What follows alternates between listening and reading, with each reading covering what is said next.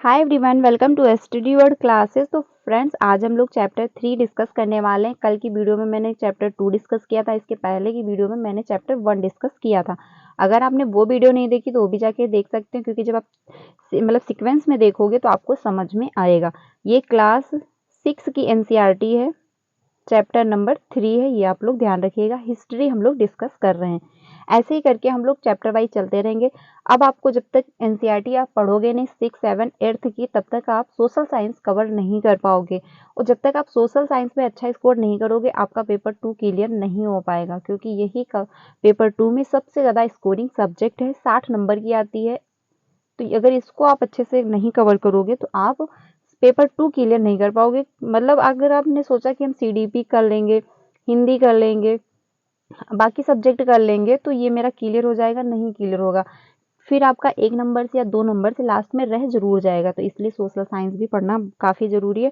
और social science के अगर आप पीवाईक्यू लगा लोगे तब भी आप मतलब पूरा पेपर क्वेश्चन जो है 60 नंबर अटेंड नहीं कर पाओगे, क्योंकि अब जब से आदर्शन हम रीजन के क्वेश्चन आने लगे हैं तब से ये करते हैं सीटेट सीधे सीधे लाइन ही उठा के आपको क्वेश्चन में दे देता है। तो जब तक आपने चैप्टर नहीं पढ़े होंगे आपको समझ में नहीं आएगा कि ये लाइन कौन से चैप्टर से आई हुई है।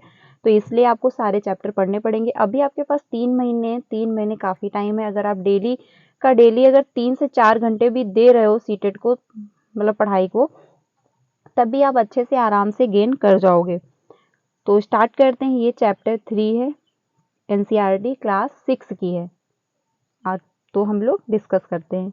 जो चैप्टर का नाम है वो है आरंभिक नगर। ये आप लोग ध्यान रखिएगा। तो स्टार्ट करते हैं। हड़प्पा की कहानी। अक्सर पुरानी इमारत अपनी एक कहानी बताती है, यानी जो पुरानी इमारतें होती कुछ ना कुछ कहानियां उनसे जुड़ी होती हैं।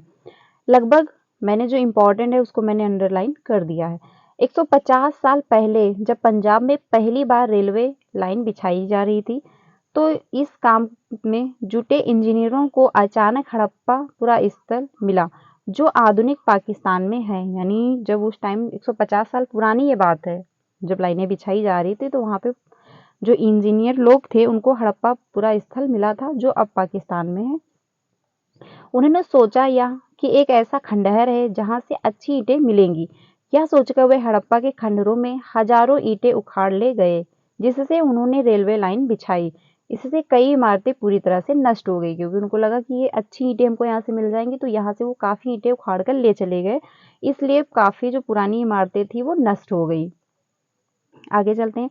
उसके बाद लगभग 80 साल पहले पुरातत्वविदों ने इस स्थल को ढूंढा और तब पता चला कि यह एक खंडहर उपमहाद्वीप के सबसे पुराने शहर में से एक है। चूंकि इस नगर की खोज सबसे पहले हुई थी, इसीलिए बाद में मिलने वाले इस तरह के सभी पुरास्थलों में जो इमारतों और चीजों मिली उन्हें हड़प्पा सभ्यता की इमारतें कहा गया। इन शहरों का निर्माण लगभग 47 साल पहले हुआ था। जो ये मतलब शहर है, इनका जो निर्माण हुआ है वो 47 साल पहले हुआ। ये आप लोग ध्यान रखिएगा। अब चलते हैं आगे। यहाँ पे लिखा हुआ है साइड में, यहाँ से भी कभी कभी क्वेश्चन बन जाते हैं। ये नगर आधुनिक पाकिस्तान के पंजाब और सिंध प्रांत, भारत के गुजरात, राजस्थान, हरियाणा और पंजाब प्रांतों में मिलते हैं। इन सभी स्थलों से पुरातत्वविदों को अनोखी वस्तुएं मिली, जो मिट्टी के लाल बर्तन जिन पर काले रंग के चित्र बने थे। यानी जो पहले के जमाने में बर्तन मिल रहे थे पुराने टाइम में, तो वहाँ के जो बर्तन मिलते थे वो लाल मिट्टी के बने होते थे। उस पर मतलब जो लिखते थे वो काले रंग का जो मतलब उससे लिखते थे। पत्थर के बाट, मोहरे, मनके, तांबे के उपकरण और पत्थर के लंबे ब्लेंडर आदि थे। नगरों की विशेषता क्या रही पुराने टाइम में, इस पे देख लेते हैं। इन नगरों में से कई 2 या 2 से अधिक ज्यादा हिस्सों में विभाजित किया गया। यह पश्चिमी भाग छोटा लेकिन ऊंचाई पर बना, और पूर्वी भाग का जो मतलब पूर्वी हिस्सा बड़ा था, लेकिन यह निचले इलाके में था। ऊंचाई वाले भाग को पुरातत्वविदों ने नगर दुर्ग कहा। जो ऊंचाई का भाग था उसे पुरातत्वविद जो थे उन्होंने उसको नगर दुर्ग का नाम दिया। ये आप लोग ध्यान रखिएगा। यहाँ से बन सकता है क्वेश्चन की जो ऊंचाई वाला भाग था उसको क्या कहा, तो उसको पुरातत्वविदों ने किस नाम मतलब कौन सा नाम दिया, तो नगर दुर्ग कहा। ये आप लोग ध्यान रखिएगा। और निचले हिस्से को निचला नगर कहा। दोनों हिस्से को दोनों हिस्सों की 4 दीवारियों जो पक्की ईंटों की बनाई जाती थी, इसकी ईंटें इतनी अच्छी पकी थी कि हजारों सालों बाद आज तक इनकी दीवारें खड़ी रही हैं। तो जो ईंटें थी काफ़ी पुराने टाइम की, वो काफ़ी अच्छी थी। दीवार बनाने के लिए ईंटों की सिंचाई छिनाई इस तरह करते थे कि जिससे कि दीवारें खूब मजबूत रहें। कुछ नगरों के नगर दुर्ग में कुछ खास इमारतें बनाई गई थी। मिसाल के तौर पर मोहनजोदड़ो में खास तालाब बनाया गया था। जो मोहनजोदड़ो का था किला, उसमें देखा होगा आपने, तालाब भी बहुत अच्छा बनाया गया था, जिसे पुरातत्वविदों ने महान स्नानगार कहा। तो ये यहाँ से क्वेश्चन बन सकता है कि जो मोहनजोदड़ो में खास तालाब बनवाया गया था, उसे पुरातत्वविदों ने क्या कहा? तो स्नानगार कहा। इस तालाब को बनाने में ईंट और प्लास्टर का इस्तेमाल किया गया था। इसमें पानी का रिसाव रोकने के लिए प्लास्टर के ऊपर चारकोल की परत चढ़ाई गई थी। कि पानी का जो रिसाव है वो ना हुए, इसलिए उन्होंने चारकोल की परत चढ़ाई थी। इसमें भरने के लिए पानी कुएं से निकाला जाता था। उपयोग के बाद इसे खाली कर दिया जाता था। शायद यह विशिष्ट नागरिक विशेष अवसरों पर स्नान किया करते थे। आगे चलते हैं। कालीबंगा और लोथल जैसे अन्य नगरों में अग्निकुंड मिले हैं। तो अग्निकुंड कहाँ पे मिले हैं? कालीबंगा और लोथल स्थानों पर मिले हैं, जहाँ संभवतः यज्ञ किए जाते होंगे। हड़प्पा, मोहनजोदड़ो और लोथल जैसे कुछ नगरों में बड़े बड़े भंडारगृह मिलते हैं। ये भी लाइन आप लोग ध्यान रखिएगा। आगे चलते हैं। यहीं से क्वेश्चन बनेंगे। ये है, आप लोग देख सकते हैं, स्नान, जो महान स्नानगार है ये वाला यहाँ पे बना हुआ है। आगे चलते हैं। भवन, नाले और सड़कें, इसके बारे में देख लेते हैं। इन नगरों के घर आमतौर पर 1 या 2 मंजिलें होती थी। घर के आंगन के चारों ओर कमरे बनाए जाते थे। अधिकांश घरों में एक अलग स्नान घर होता था और कुछ घरों में कुएं भी होते थे। तो ये आप लोग ध्यान रखना। आगे चलते हैं। कई नगरों में ढके हुए नाले थे। इन्हें सावधानी से सीधी लाइन में बनाया जाता था। हर नाली में हल्की ढलान होती थी ताकि पानी आसानी से बह सके। अक्सर घरों की नालियों और सड़कों की नालियों से जोड़ दिया जाता था, जो बाद में बड़े नालों में मिल जाती थी। ये यहाँ पे आप लोग देख सकते हैं, बना हुआ है। आगे चलते हैं। जोड़ दिया जाता था, जो बाद में बड़े नालों में मिल जाती थी। नालों के ढले होने के कारण इसमें जगह जगह पर मेहन होल बनाए गए थे, जिनके जरिए इनकी देखभाल और सफाई की जा सके। घर, नाले और सड़कों का निर्माण योजनाबद्ध तरीके से एक साथ ही किया जाता था। ये देख सकते हैं आप, यहाँ पे होल बने, तो इसको टाइम पे इसकी सफाई भी की जा सके, इसलिए ये होल बनाए गए थे। अब आगे चलते हैं। नगरीय जीवन, इसके बारे में देख लेते हैं। हड़प्पा सभ्यता की जो नगरीय जीवन रहा है। हड़प्पा के नगरों में बड़ी हलचल रहा करती होगी। यहाँ पर ऐसे लोग रहते होंगे जो नगर की खास इमारतें बनाने की योजना में जुटे रहते होंगे, या संभवतः यहाँ के शासक थे। यह भी संभव है कि ये शासक लोगों को भेजकर दूर दूर से धातु, बहुमूल्य पत्थर और अन्य उपयोगी चीजें मंगवाते होंगे, क्योंकि यहाँ पे जब शुरू हुआ नगरीकरण, तो यहाँ से दूर दूर भेजकर बहुमूल्य वस्तुएं भी मंगवाते थे। शायद शासक लोग खूब सूरत मनकों तथा सोने चांदी के बने आभूषण जैसे कीमती चीजों को अपने पास रखते होंगे। इस नगर में लिपिक भी होते थे। तो ये भी आप लोग ध्यान रखिएगा कि हड़प्पा सभ्यता में लिपिक भी होते थे, जो मोहरों पर तो लिखते ही थे और शायद अन्य चीजों पर भी लिखते होंगे जो बच नहीं पाई। आगे चलते हैं। इसके अलावा नगरों में शिल्पकार स्त्री पुरुष भी थे। तो अगर पूछा जाए हड़प्पा सभ्यता के टाइम में जो शिल्पकार थे वो कौन थे, तो स्त्री और पुरुष दोनों थे। ये मत सोचिएगा कि पुराने टाइम में पुरुष ही रहे होंगे, नहीं, स्त्रियां भी साथ में सहयोग करती थी। तो बराबर के दोनों लोग स्त्री और पुरुष दोनों थे।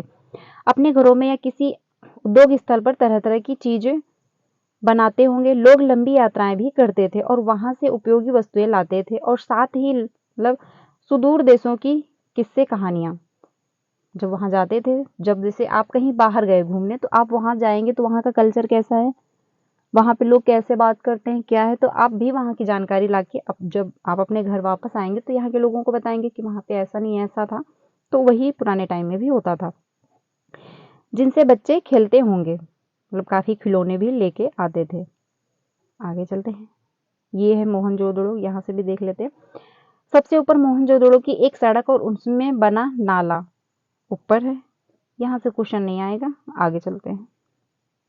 नगर और नए शिल्प, यहाँ से है जो हड़प्पा के नगरों से प्राप्त हुई है। यहाँ ये देख सकते हैं, ये हड़प्पा के नगरों से ही प्राप्त हुई है। पुरातत्वविदों को जो चीजें वहां मिली उनमें अधिकतर पत्थर, शंख, तांबे, कांसे, सोने और चांदी जैसी धातुओं से बनाई गई थी। तांबे और कांसे से औजार, हथियार, गहने और बर्तन बनाए जाते थे और सोने और चांदी के से गहरे और बर्तन बनाए जाते थे। सोने और चांदी से भी बनाए जाते थे पुराने टाइम में, जब हड़प्पा सभ्यता की चल रहा था। यहाँ मिली सबसे आकर्षक वस्तुओं में से मनके, बाट और फलक हैं। आगे चलते हैं। हड़प्पा सभ्यता के लोग पत्थर की मोहरें बनाते थे। अगर पूछ लिया जाए कि हड़प्पा सभ्यता में लोग मोहरें जो हैं किस चीज की बनाते थे, तो पत्थर की बनाते थे। इन आयताकार मोहरों पर सामान्यतः जानवरों के चित्र मिलते हैं। हड़प्पा सभ्यता के लोग काले रंग के डिजाइन किए हुए खूबसूरत लाल मिट्टी के बर्तन बनाते थे। आगे चलते हैं। यहाँ पे संभवतः 7000 साल पहले मेहरगढ़ में कपास की खेती होती थी। तो अगर पूछ ली जाए कपास की खेती मेहरगढ़ में कितने टाइम होती थी पहले, तो 7000 साल पहले होती थी। मोहनजोदड़ो से कपड़े के टुकड़ों के अवशेष, चांदी के एक फूलदान के ढक्कन तथा कुछ अन्य तांबे की वस्तुओं से चिपके हुए मिले हैं। पकी हुई मिट्टी तथा फेंस से बनी तकलियां सूत कताई का संकेत देती हैं। तो ये यहाँ पे जो चित्र बना हुआ है, ये वाला, ये यहाँ पे देख सकते हैं। नीचे दाएं कढ़ाईदार वस्त्र, एक महत्वपूर्ण व्यक्ति के पत्थर से बनी मूर्ति जो मोहनजोदड़ो से मिलती है। ये जो है मूर्ति आपको मोहनजोदड़ो से ही प्राप्त हुई है।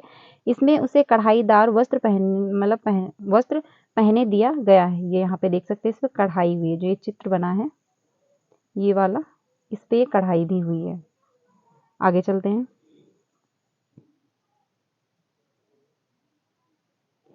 इसमें से अधिकांश वस्तुओं का निर्माण विशेषज्ञों ने किया है।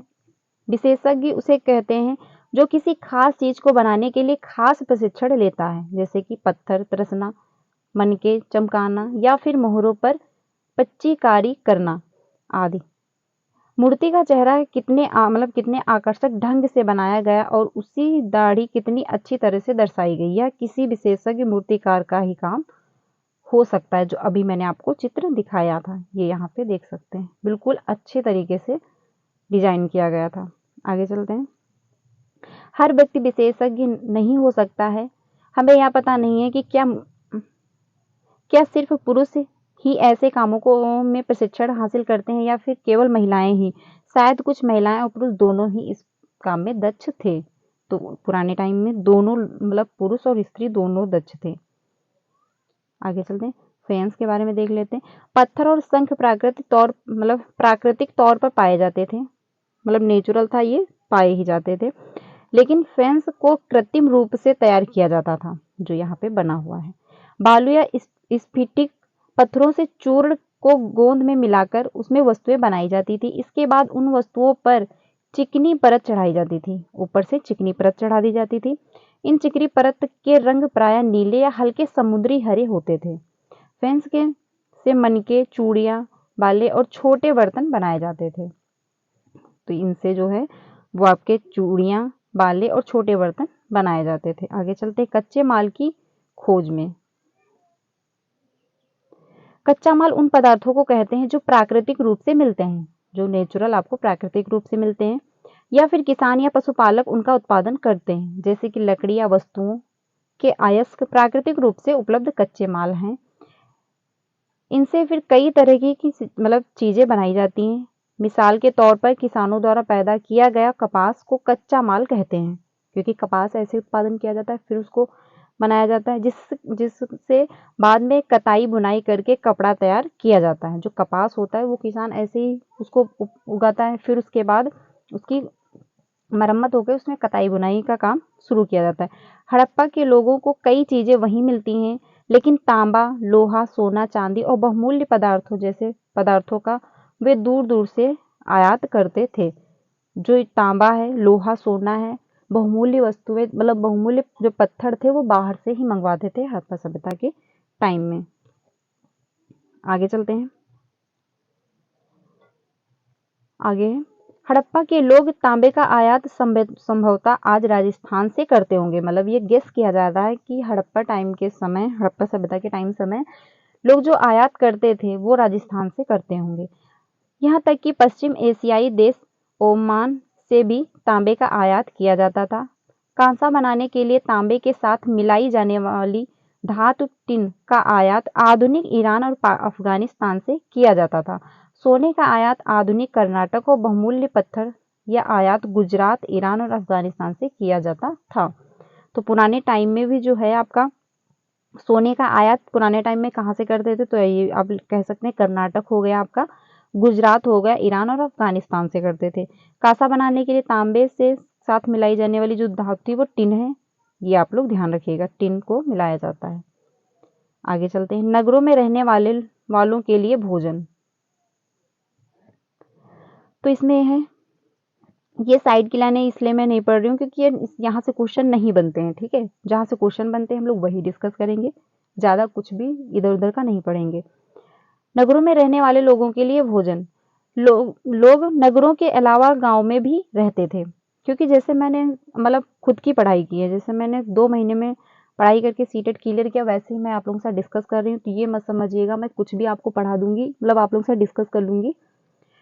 तो जैसे मैं मतलब ये, क्योंकि यहाँ से साइड से क्वेश्चन नहीं बनते हैं, जहाँ से क्वेश्चन बनते हैं एनसीईआरटी में, जहाँ से क्वेश्चन उठाए जाते हैं वही मैं आप लोगों के साथ डिस्कस करूंगी। आगे चलते हैं। वे अनाज उगाते थे और जानवर पालते थे। किसान और चारवाहों ही शहरों में रहने वाले शासकों, लेखकों और दस्तकारों को खाने के सामान देते थे। पौधों के अवशेषों से पता चलता है कि हड़प्पा के लोग गेहूं, जौ, दाल, मटर, धान, तिल और सरसों उगाते थे। यानी हड़प्पा टाइम में भी लोग, जौ हो गया आपका, गेहूं हो गया, दाल, मटर, धान, ये सब भी उस टाइम भी उगाया जाता था। आगे चलते हैं।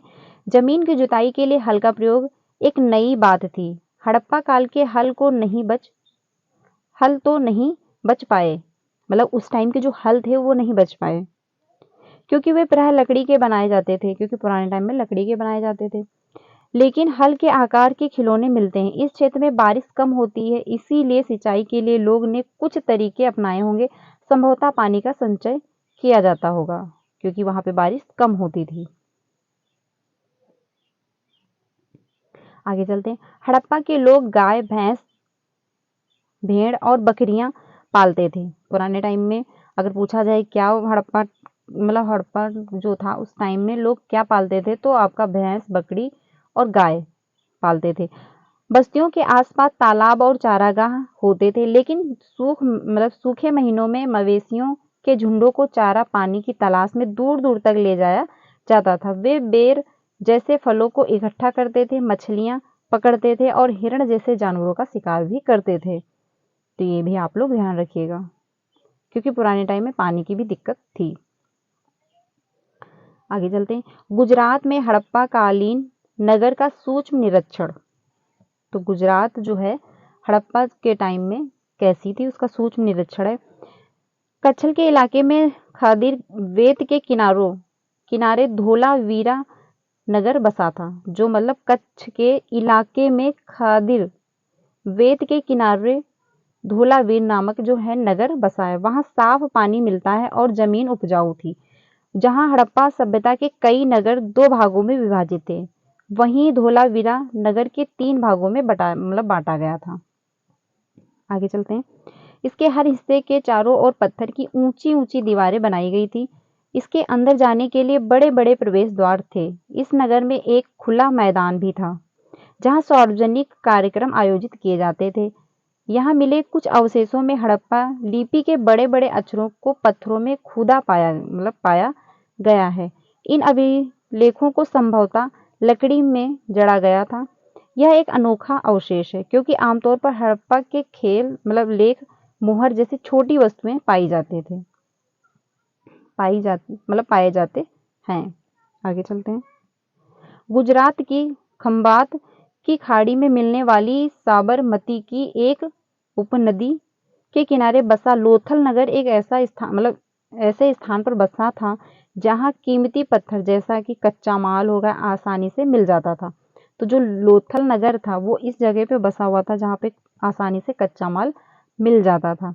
यह पत्थरों, शंखों और धातुओं से बनाई गई चीजों का एक महत्वपूर्ण केंद्र था। इस नगर में एक भंडार गृह भी था। इस भंडार गृह से कई मोहरे और मुद्रांकन या मोहरबंदी जो गीली मिट्टी पर दबाने से मतलब बनी उनकी छाप मिलती है। तो ये भी लोथल में ही आपको मिलता था। लोथल का बंदरगाह जो है इसको भी देख लेते हैं। यह बड़ा तालाब लोथल का बंदरगाह रहा होगा जहां समुद्र के रास्ते आने वाली नावें रुकती थी। संभवतः यहाँ पर माल चढ़ाया उतारा जाता होगा। ये आप लोग यहाँ पे देख सकते हैं, ये बंदरगाह है लोथल का। तो यहाँ पे जब माल आता होगा तो चढ़ाया उतारा जाता होगा समुद्र के मतलब जो है उसी के माध्यम से बंदरगाह है। आगे चलते हैं। यहाँ पर यहाँ पर एक इमारत मिलती है जिसका संभवतः मनके बनाने का काम होता था। पत्थर के टुकड़े, अधबने मनके बनाने वाले उपकरण और तैयार मनके भी यहाँ मिलते हैं। ये भी आप लोग ध्यान रखिएगा कि मनके भी यहाँ पे मिलते हैं। मुद्रा, मोहर, मुद्रांक या मोहरबंदी। मोहरों का प्रयोग सामान से भरे उन डब्बों या थैलों को चिन्हित करने के लिए किया जाता होगा जिन्हें एक जगह से दूसरी जगह भेजा जाता था। थैले को बंद करने के बाद उनमें मुहानों पर गीली मिट्टी पोतकर उन पर मोहर लगाई जाती थी। पुराने टाइम में ऐसे ही किया जाता था।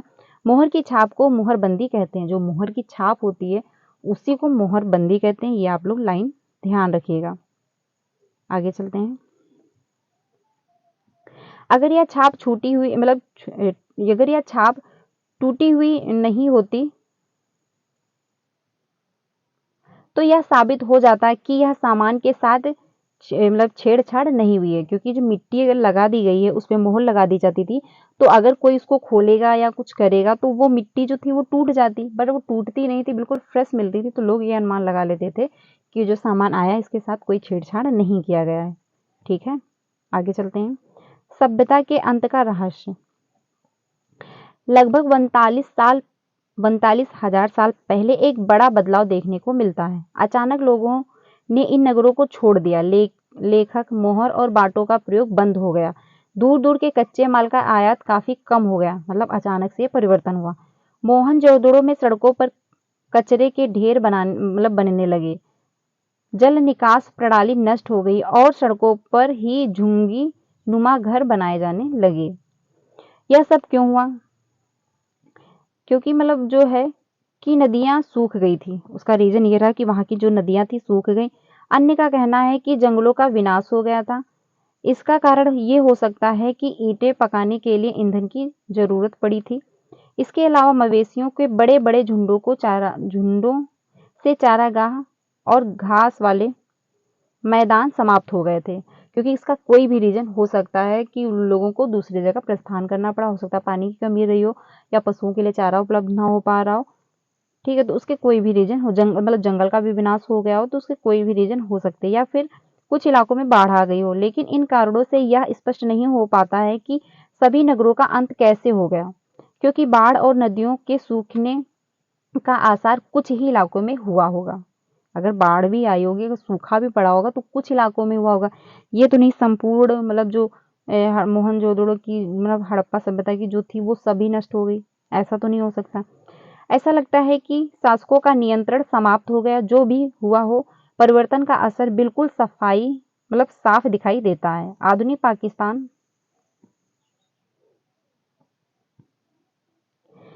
के सिंध का पंजाब की बस्तियां उजड़ गई। कई लोग पूर्व और दक्षिण के इलाकों में नई और छोटी बस्तियों में जाकर बस गए। क्योंकि इसके लगभग 14,000 साल बाद एक नए नगर का विकास हुआ। इसके बारे में आपको अध्याय 5 और 8 में मिलेगा। थोड़े सी इंपॉर्टेंट जो हैं तिथियां वो हम लोग देख लेते हैं। यहाँ पे हैं मेहरगढ़ में कपास की जो खेती है वो कब हुई? आपकी 7,000 साल पहले हुई। ये आप लोग ध्यान रखिएगा, यहाँ से क्वेश्चन अगर बन जाए तो आप लोग कर लो। नगरों का आरंभ जो है वो आपका 47 साल पहले हुआ। नगर बनाए जाने लगे, लोग नगरों में रहना शुरू कर दिए। हड़प्पा के नगरों के अंत की शुरुआत जो है आपके 39,000 साल पहले हुई, कि नगर जो थे वो समाप्त होने लगे अचानक से। अन्य नगरों का विकास जो है वो 25 साल पहले हुआ। तो ये इम्पॉर्टेंट है तिथियां, इनको आप स्क्रीनशॉट भी ले सकते हैं, शायद यहाँ से पूछ लिया जाए तो आप लोग कर लो। तो फ्रेंड्स ये चैप्टर 3 था, मैंने आप लोगों के साथ डिस्कस किया है। लास्ट में यही होता है कि जो सभ्यता का अंत इसलिए हो जाता है क्योंकि हो मतलब सब लोग अपना अपना रीजन उसमें बताते हैं। कुछ लोगों का मानना ये था कि वहाँ पे सूखा हो गया, जंगल का विनाश हो गया, बाढ़ आ गई, हो सकता है जानवरों के लिए चारा उपलब्ध ना हो पा रहा हो। तो अपना अपना हर विद्वान अपना अपना थिंकिंग उसमें अपनी अपनी बात रख रहे हैं इस पे पॉइंट पे, लेकिन ठोस सबूत अभी तक नहीं मिल पाया कि एटलीस्ट हुआ क्या था, कि वहाँ की पूरी जो सभ्यता मतलब जो हड़प्पा था सभ्यता वो पूरी ही समाप्त हो गई।